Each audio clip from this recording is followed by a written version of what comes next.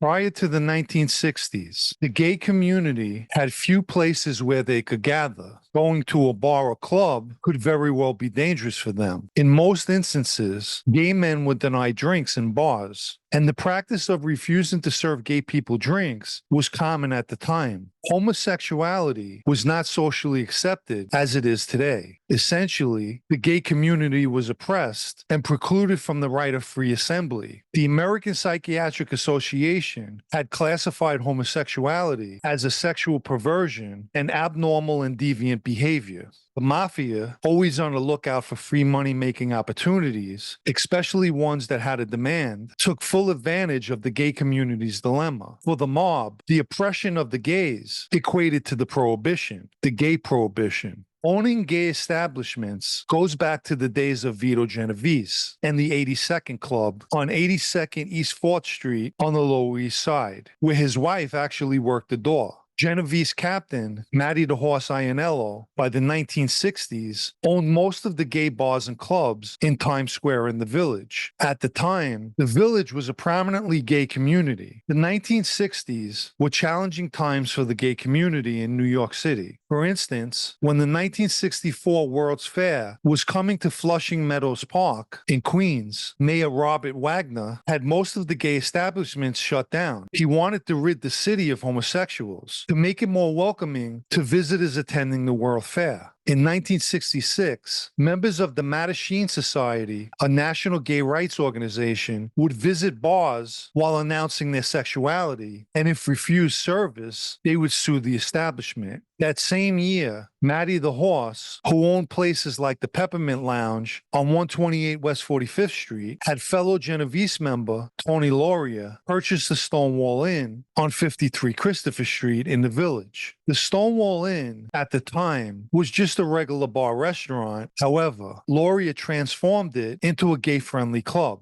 Back then, establishments serving alcohol to gay customers were considered to be places where unlawful practices transpired in public, such as same-sex kissing and dancing, which was considered disorderly conduct. The state liquor authority wouldn't issue liquor licenses to known gay bars or clubs and was constantly revoking licenses in any establishment they believed indecent conduct took place.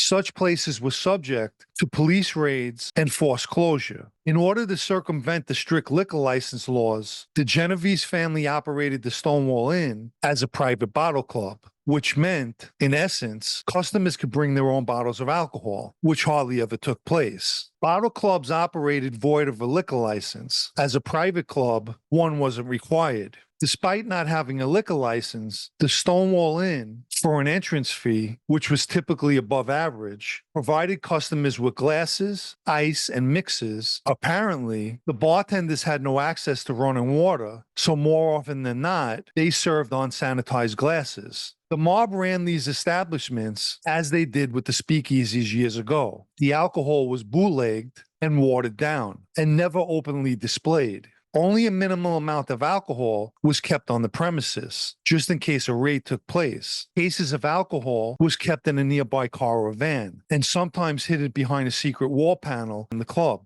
Measures were taken to prevent raids, such as paying the cops at the 6th Precinct $1,200 a month to let them operate without any headaches. The Genovese family was pulling in good money from the Stonewall Inn. They installed a jukebox and cigarette machines and also ran an extortion scheme where bartenders would point out rich patrons who kept their sexuality private. Someone would approach them and threaten to expose them if they didn't pay a fee. A great deal of money was made through this type of extortion. Allegedly, the mob also supplied younger gay men for customers with a tendency for them. For instance, the Haymarket in Times Square, another spot owned by Matty the Horse, catered to wealthy customers looking to spend time with younger men, all for a fee, of course. At some point, a decision was made to stop paying the monthly bribe to the 6th Precinct. As a result, at around 2 a.m. on June 28, 1969, the Stonewall Inn was raided. At the time, New York City had the Public Moral Squad, who were a group of officers that conducted nightly sweeps on gay establishments, prostitution, pornography, and degeneracy.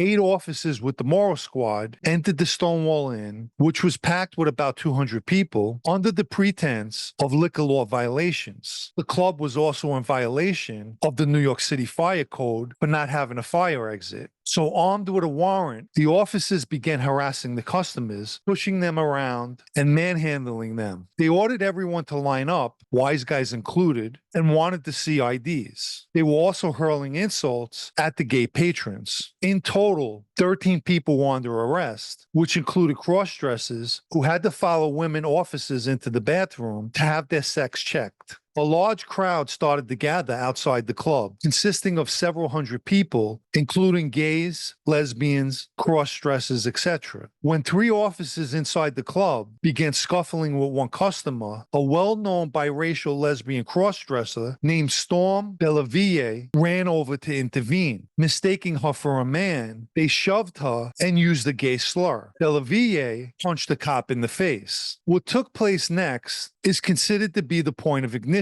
of the riot outside the club. As they were putting Delaville into a patrol car, she complained that her cuffs were too tight. At one point, one cop hit her over the head with his billy club. Before being pushed into the patrol car, she yelled out to the crowd of onlookers, "Why don't you do something?" Consequently, the crowd began throwing bottles, pennies, and anything they could find at the police. The arresting officers ran away and barricaded themselves inside the club. There was a full-blown riot outside, which lasted for over an hour. This was followed by 5 days of protests. One of the more interesting signs that was hung outside the Stonewall Inn during the protest had written on it, "Gay prohibition, corrupt cops, feeds mafia." Please remember to like this video if you haven't already. And for anyone who'd like to show appreciation for videos like this, you know what to do. What most people don't know is a mob-owned club and the riots that ensued over it was the birth for the LGBTQ civil rights movement, and also the reason why every year the last week of June is dedicated to Pride Day.